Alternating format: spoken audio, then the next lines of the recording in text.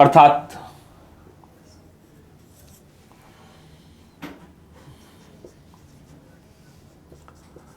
राष्ट्रपति के हस्ताक्षर के बिना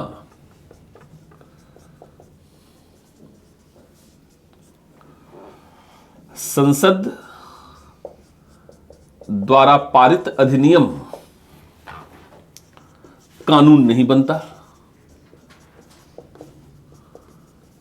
कानून नहीं बनता।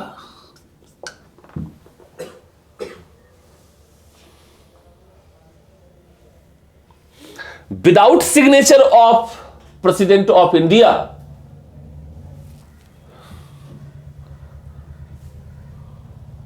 bill cannot be considered as act or law.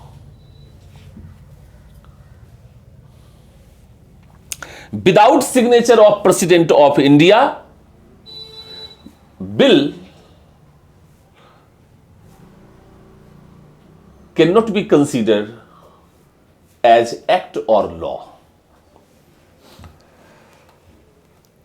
तो संवैधानिक सीमा समझ में आ रही है, न्यायिक पुनरावलोकन समझ में आ रहा है, राष्ट्रपति के हस्ताक्षर के बिना कोई भी अधिनियम कानून नहीं बन सकता है, यह भी समझ में आ रहा है। चौथी बात, कई कानून या कई अधिनियम को प्रस्तुत करने के पहले ही राष्ट्रपति के पूर्व अनुमति की आवश्यकता होती है। अर्थात राष्ट्रपति के अनुमति के बिना कई विधेयकों को प्रस्तुत ही नहीं किया जा सकता है। और राष्ट्रपति जो मूलतः है वह कार्यपालिका का अंग है। तो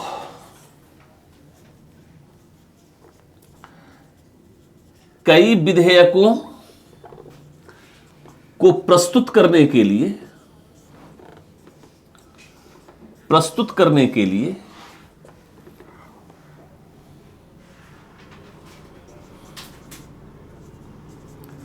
राष्ट्रपति की अनुशंसा आवश्यक होती है।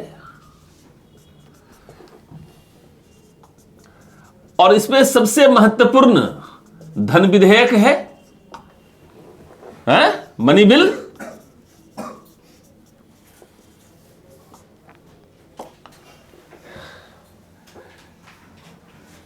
Many bill required prior approval of president of India before presentation. Many bill required prior approval of President of India before presentation.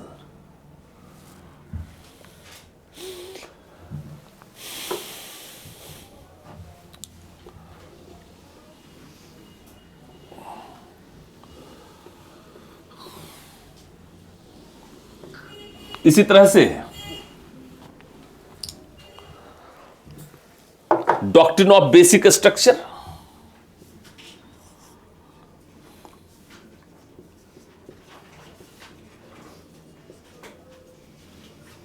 आधारभूत ढांचे का सिद्धांत, क्योंकि आप सभी लोग जानते हैं कि 1973 में केशवानंद भारती केस में सुप्रीम कोर्ट ने डॉक्ट्रिन ऑफ बेसिक स्ट्रक्चर अर्थात आधारभूत ढांचे का सिद्धांत प्रस्तुत किया और संसद संविधान के आधारभूत ढांचे में संशोधन नहीं कर सकती है। तो doctrine of basic structure which can't be amend by the parliament. One more thing, कई संशोधन राज्यों की अनुमति के पश्चात ही पारित होते हैं। अर्थात कुछ संशोधनों में राज्यों के सहमति की भी आवश्यकता होती है।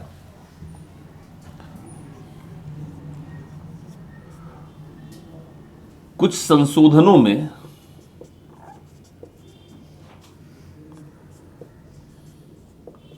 राष्ट्रपति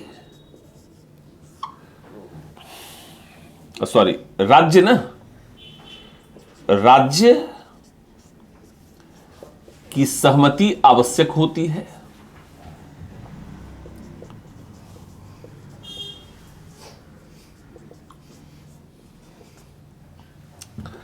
Some amendments required ratification of state.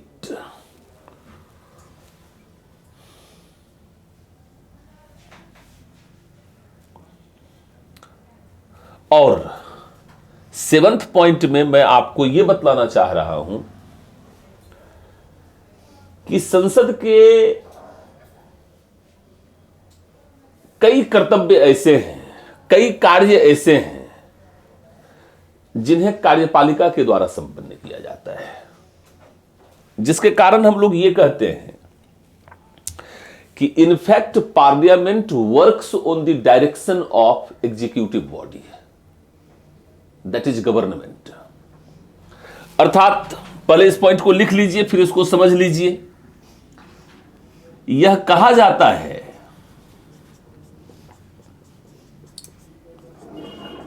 कि संसद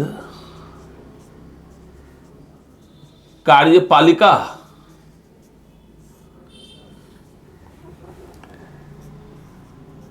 के दिशा निर्देश पर कार्य करता है।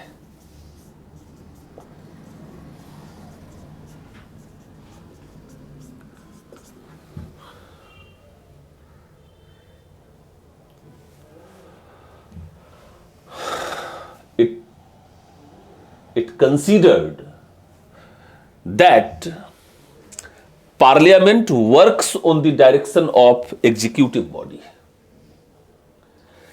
क्योंकि संसद का सत्र कौन बुलाता है?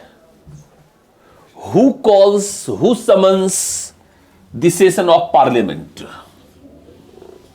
हाँ? तो सत्र को बुलाना, summons, to call the session. दूसरा,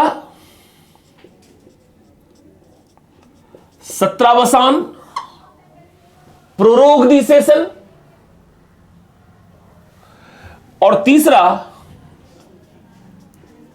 निम्न सदन का विघटन, dissolution of the lower house कौन करता है?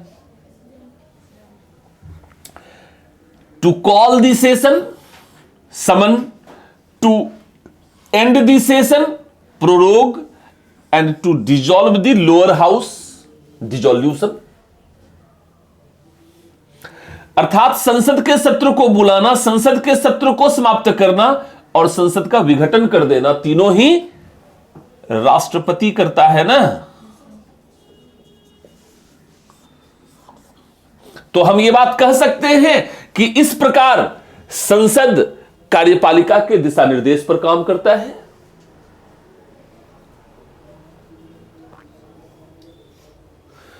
बात चली है तो दूर तलक जाएगी। अर्थात जब संसद के शक्तियों की सीमा पर बात चल रही है तो संसद की एक सबसे महत्वपूर्ण सीमा यह है जो आप मुझे बतलाएंगे। इस देश में कितने संसद हैं? भारत में कितने संसद हैं? मात्र एक? क्या बात करते हैं? मात्र एक?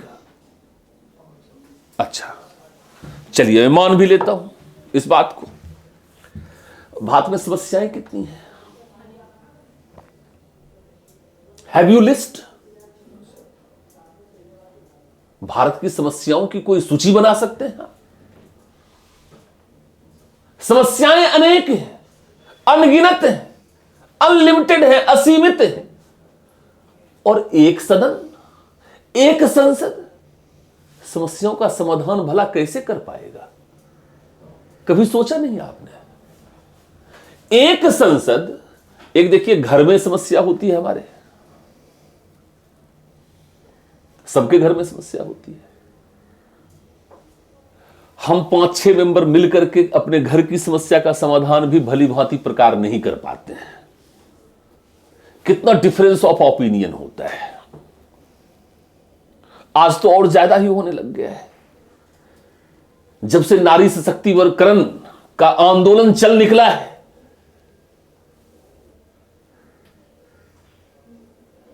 जब से यह 100 नंबर आ गया है, डायल 100 नंबर,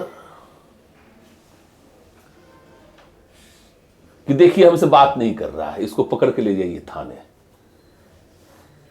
देखिए हमको थ्रेटनिंग दे रहा है, देखिए हमको स्कोल्डिंग कर रहा है, देखिए हमें डांट रहा है।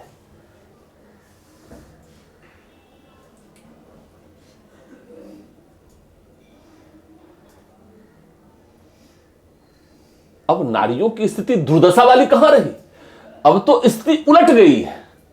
मतलब नारियां जो है वो दुर्दशा करने वाली हो गई हैं। अब स्थिति कहां रहा। अच्छा, 2-4-10 साल में जो थोड़ी बहुत कमी भी है वह भी जो है वो मुझे लगता है कि पूरा हो जाएगा। तो मेरे कहने का मतलब ये कि जब एक घर की समस्या का समाधान एक व्यक्ति नहीं कर पाता है, तो एक संसद इस देश की समस्याओं का, जो कि अनगिनत है, असीमित है, इस समस्या का समाधान कैसे कर सकता है? कभी सोचा आप लोगों ने? दूसरी बात, संसद के पास समय की कमी है, क्योंकि संसद हमेशा सत्र में नहीं होता है। संसद के 3 ही सत्र होते हैं। सबसे जो पहला सत्र है, जो अभी चल रहा था, शायद कल लास्ट हो गया, बजट सत्र। पहला सत्र बजट सत्र, दूसरा सत्र विंटर सेशन, विंटर सेशन नहीं, मानसून सेशन, अब फिर विंटर सेशन। तो फर्स्ट बजट, दूसरा मानसून और तीसरा विंटर, है ना। 3 सत्र होते हैं। 3 सत्रों में से सबसे बड़ा सत्र बजट सत्र होता है, जो 2 से 2.5 महीने तक लगभग चलता है। दूसरा सत्र मानसून सत्र होता है, जो लगभग 1 से 1.5 महीने का होता है। और तीसरा सत्र जो है वो 1 महीने से भी लगभग कम समय का होता है। अर्थात विंटर सेशन जो है सबसे संक्षिप्त सत्र होता है। वर्ष में 365 दिन, 365 दिन ही है ना। 365 दिन में से लगभग आप मानिए कि आधे वर्ष लगभग संसद सत्र में रहती है। लगभग, लग और भग, लग और भग का मतलब क्या है? ये इतनी जल्दी भाग जाता है कि पता ही नहीं चलता। लग और भग, जैसे पता चला सत्र समाप्ति की ओर है।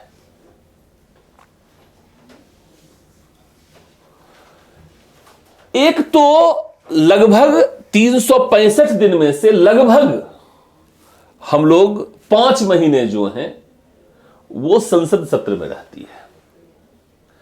इस 5 महीने में जिसमें संसद सत्र में रहती है, क्या संसद कार्य कर पाती है?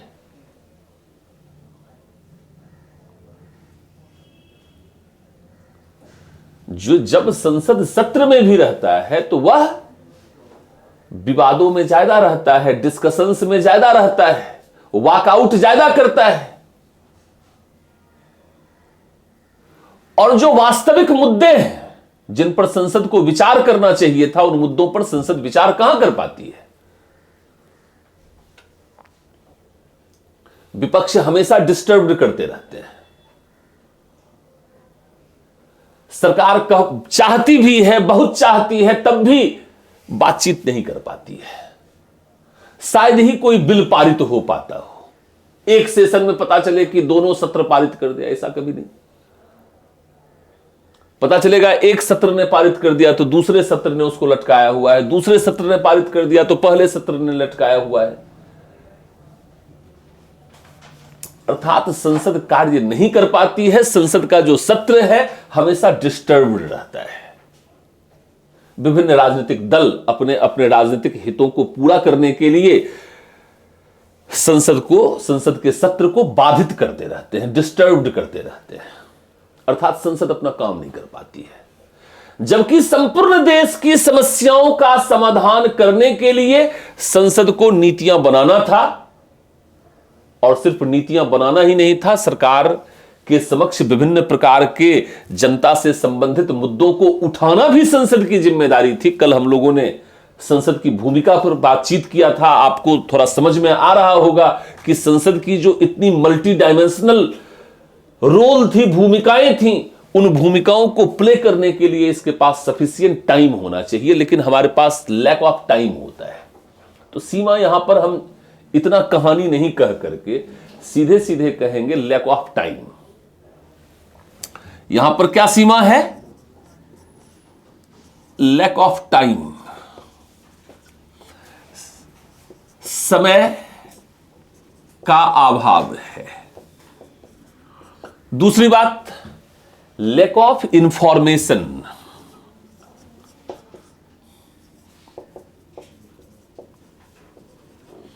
सूचनाओं का अभाव,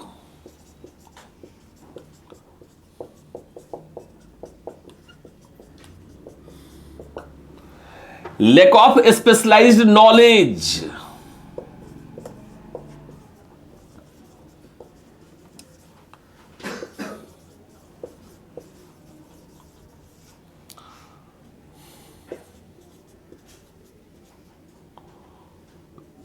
विशेषीकृत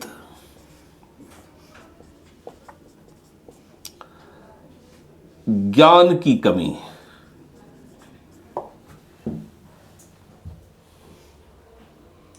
चूंकि संसद के जो सदस्य होते हैं वो साधारण सदस्य होते हैं। आज का जो हमारा विश्व है वह तकनीकी विश्व है। इस तकनीकी विश्व की जो कई तकनीकी जटिलताएं हैं वो संसद के सामान्य सदस्यों को समझ में नहीं भी आ सकती हैं। विशेष करके जो हमारा पहला सत्र ही होता है बजट सत्र, वह उसमें आर्थिक तकनीकी या आर्थिक शब्दावलियां इतनी अधिक होती हैं कि आवश्यक नहीं है कि सभी सदस्यों को वो चीजें समझ में आ रही हों। मुझे लगता है कि आप लोगों में से भी जो लोग आईएएस की तैयारी करते हैं वो भी लगभग कंफ्यूज रहते होंगे कि मॉनेटरी डेफिसिट और फिस्कल डेफिसिट में क्या अंतर है, revenue deficit and effective revenue deficit में क्या अंतर है, बजट डेफिसिट और बीओपी डेफिसिट में क्या अंतर है। इतने सारे डेफिसिट के कॉन्सेप्ट हैं कि जरूरत नहीं है कि आप पढ़े लिखे हुए व्यक्ति भी हैं, आप इंजीनियर हैं, आप डॉक्टर हैं, आपने हिस्ट्री से ग्रेजुएशन किया है, पॉलिटिकल साइंस से ग्रेजुएशन किया है, तो आवश्यक नहीं है कि ये चीजें आपको समझ में आ रही हो। ये उनको समझ में आएगा जिनका विषय इकोनॉमिक्स है। इसी तरह से हर डिपार्टमेंट में आज जिस तेजी से विश्व में तकनीकी परिवर्तन हो रहे हैं, इस तकनीकी परिवर्तन को ध्यान में रखते हुए जो स्पेशलाइज्ड नॉलेज है, विशेषीकृत ज्ञान की जो कमी है, इसके परिप्रेक्ष्य में संसद के पास उस तरह की क्षमता नहीं है कि वह उसे समझ सके और फिर उसके अनुरूप वह नीतियों को या कानूनों का निर्माण कर सके। हालांकि इसमें से जो बहुत सारी सीमाएं हैं, उन सीमाओं को संसदीय व्यवस्था के अंतर्गत समिति व्यवस्था के विकास ने इनमें से बहुत सारी कमियों को दूर करने में प्रभावशाली तरीके से काम किया है, जिस पर हम बाद में बातचीत करेंगे। समिति व्यवस्था की भूमिका और समिति व्यवस्था के माध्यम से किस प्रकार संसद की भूमिका को प्रभावशाली बनाया गया है, इस पर हम बाद में बातचीत करेंगे। लेकिन अभी जो है इस क्वेश्चन का फिर सेकंड एस्पेक्ट क्या है। हमने तो बहुत सारी संसद के संप्रभुता की सीमाएं हमने बतलाई, लेकिन कुछ मामले ऐसे हैं, कुछ विषय ऐसे हैं जिस पर संसद को आंतरिक संप्रभुता दी गई है। ठीक है ना। संसद को अपने कार्यवाहियों के संचालन में, अपने नियमों और शक्तियों को बनाने में किसी भी सदस्य को संसद के नियम कानून के उल्लंघन के आधार पर उसे दंडित करने में संसद को पूर्ण रूपेण आंतरिक स्वतंत्रता है, जिसमें कोई भी न्यायपालिका हस्तक्षेप नहीं कर सकती है। तो क्वाइंस का दूसरा साइड क्या है, सिक्के का दूसरा पहलू क्या है, विश्लेषण का दूसरा पहलू क्या है, इससे मैं आपको अवगत कराना चाहता हूं कि इसका दूसरा पक्ष यह है कि ठीक है, संसद के शक्तियों की बहुत सारी सीमाएं हैं, संसद संप्रभु नहीं है, लेकिन संसद आंतरिक रूप से अपने कार्यकरण में स्वतंत्र है, संप्रभु है। संसद अपने कार्यकरण में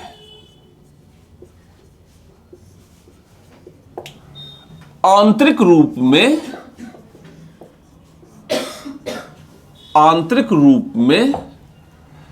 स्वतंत्र और संप्रभु है।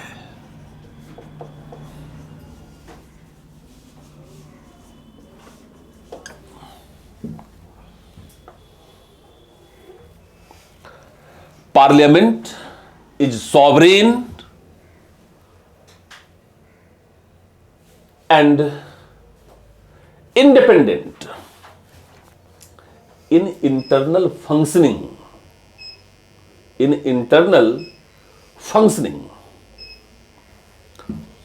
Parliament is sovereign and independent in internal functioning.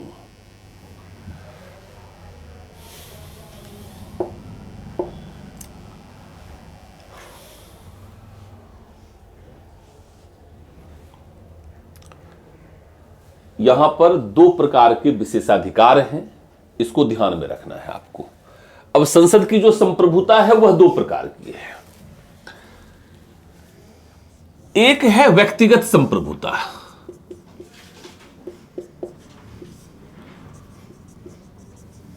Individual sovereignty, और दूसरा है सामूहिक संप्रभुता,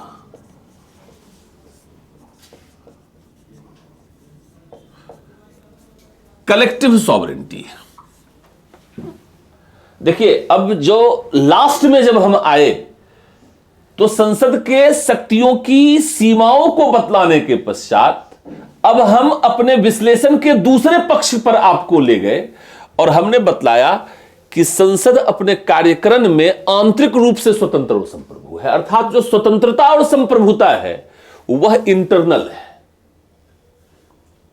that means in proceedings, internal ही तो प्रोसीडिंग्स होता है ना। तो संसद की जो कार्यवाहियां हैं, संसद का जो कार्यकरण है, उसमें वह इंटरनली सॉवरेन है। यह जो सॉवरेंटी है इसके दो एस्पेक्ट हैं, individual sovereignty and collective sovereignty. तो इंडिविजुअल जो है वह किसको मिला हुआ है? जो पार्लियामेंट के मेंबर हैं, लोकसभा और राज्यसभा के जो सदस्य हैं उनको मिला हुआ है। कैसे? तो पहली बात, अभिव्यक्ति की जो आजादी है आर्टिकल 19(1) के अंतर्गत भारत के प्रत्येक लोगों को है। आंतरिक रूप में भारत के सभी लोगों को आर्टिकल 19(1) में अभिव्यक्ति की आजादी का अधिकार दिया गया है, लेकिन उस अभिव्यक्ति की आजादी पर आर्टिकल 19(2) प्रतिबंध भी लगाता है, लोकहित में, लोक सुरक्षा में। लेकिन आर्टिकल 19(1) का प्रयोग एब्सोल्यूटली पार्लियामेंटेरियन करते हैं, उन पर कोई प्रतिबंध नहीं है, अर्थात उन्हें अभिव्यक्ति का पूर्ण अधिकार है।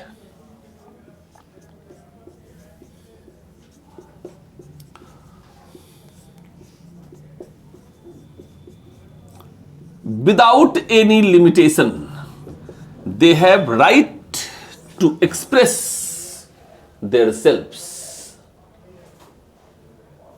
उन्हें अपने आप को अभिव्यक्त करने का पूरा अधिकार है। और देखिए, संसद में कोई कही गई उनकी बात के लिए उन्हें किसी भी न्यायालय में दंडित नहीं किया जा सकता है। कंप्लीट इम्यूनिटी है, पूर्ण स्वतंत्रता है, उन्मुक्तता है। संसद में कही गई किसी भी बात के लिए उन्हें दंडित नहीं किया जा सकता है, उन्हें प्रश्न चिन्हित नहीं किया जा सकता है। तो इंडिविजुअली उनको पूर्ण अधिकार दिया गया है अभिव्यक्ति का। उनके अभिव्यक्ति के लिए, उनके बोले गए शब्दों के लिए उन्हें दंडित नहीं किया जा सकता है। दूसरा जो है वह यह है गिरफ्तारी से संरक्षण है ना।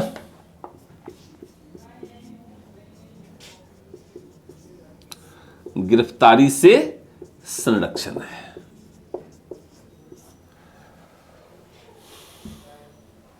Protection in case of arrest.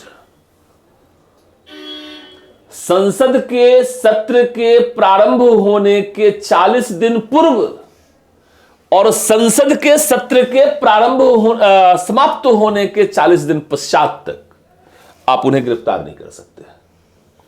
संसद के सत्र के आरंभ होने के 40 दिन पूर्व और समाप्त होने के 40 दिन पश्चात तक उन्हें सिविल मामलों में, आपराधिक मामलों में नहीं, सिविल मामलों में गिरफ्तार नहीं किया जा सकता है। क्लियर है मेरी बात? दोनों बात समझ में आ रहा है? संसद में कहे गए किसी बात के लिए उन्हें न्यायालय में प्रश्न चिन्हित नहीं किया जाएगा, यह भी स्वतंत्रता है। यह भी लिखा आप लोगों ने या नहीं? संसद में कही गई किसी भी बात के लिए उन्हें किन्हीं न्यायालय में प्रश्न चिन्हित नहीं किया जा सकता है। सामूहिक संप्रभुता क्या है? सामूहिक संप्रभुता में यह है, संसद के परिसर में संसदीय कानून लागू होता है जिसे संसद ने बनाया है। जैसे लोकसभा है तो लोकसभा के कानून है, राज्यसभा है तो राज्यसभा के कानून है। लोकसभा के कानून को कौन लागू करता है? तो लोकसभा के अध्यक्ष लागू करते हैं। राज्यसभा के कानून को कौन लागू करता है? तो राज्यसभा के सभापति लागू करते हैं। उस कानून का उल्लंघन करने पर यदि आपको अध्यक्ष या सभापति के द्वारा दंडित किया गया हो तो उसके विरुद्ध किसी न्यायालय में अपील नहीं की जा सकती है। यह सामूहिक संप्रभुता है। मतलब संसद एक बॉडी के रूप में भी तो है ना भाई। इंडिविजुअली आप पार्लियामेंट हैं, लेकिन सामूहिक रूप में आप ही मिलकर के संसद का निर्माण कर रहे हैं। तो संसद के कानून के अंतर्गत, संसद के कानून का उल्लंघन करने के कारण यदि किसी को कोई दंड दिया गया हो तो उस दंड के विरुद्ध अपील नहीं किया जा सकता है। पहली बात। दूसरी बात यह कि संसद की कार्रवाई चल रही है, उसे पीठासीन अधिकारी की अनुमति से ही प्रकाशित किया जा सकता है। जो संसद की कार्यवाहियां हैं उनको संसद के पीठासीन अधिकारी के अनुमति से ही प्रकाशित किया जा सकता है। यदि आपने उन्हें उनके अनुमति के बिना यदि आपने कोई बात पब्लिश्ड किया है तो आपको दंडित किया जा सकता है और इस दंड के विरुद्ध आप कहीं भी अपील नहीं कर सकते हैं। तो संसद का एक सामूहिक विशेषाधिकार है, एक कलेक्टिव प्रिविलेजेज है और एक इंडिविजुअल प्रिविलेजेज है, जो यह बतलाता है कि संसद इंटरनली, आंतरिक रूप से अपने कार्यक्रम में स्वतंत्र है। अपने फंक्शनिंग में, अपने प्रोसीडिंग्स में वह स्वतंत्र है। कार्यक्रम का मतलब प्रोसीडिंग्स से है, फंक्शनिंग से है। अर्थात इंटरनली जो उसका प्रोसीडिंग्स है, उसका फंक्शनिंग है, उसमें उसको इंटरनल लिबर्टी है। लिबर्टी का मतलब सॉवरेंटी से है।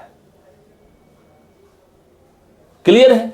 तो हमने एक तरफ यह भी बतलाया कि संसद संप्रभु नहीं है तो उसके क्या पॉइंट्स हो सकते हैं। दूसरी तरफ हमने आपको यह भी बतलाया कि संसद संप्रभु है तो किस आधार पर संप्रभु है। इस तरीके से आप इस प्रश्न का विश्लेषण कर सकते थे। आज हम यहीं पर आपको विराम देते हैं। कल हम लोग बातचीत करेंगे। संसद का सबसे महत्वपूर्ण जो कार्य है वह कानून बनाना है। तो संसद कितने प्रकार के कानून बनाते हैं, कानून बनाने की प्रक्रियाएं क्या हैं, कानून बनाने के विभिन्न चरण क्या हैं, इसके संबंध में हम आप लोगों से बातचीत करेंगे। Thank you.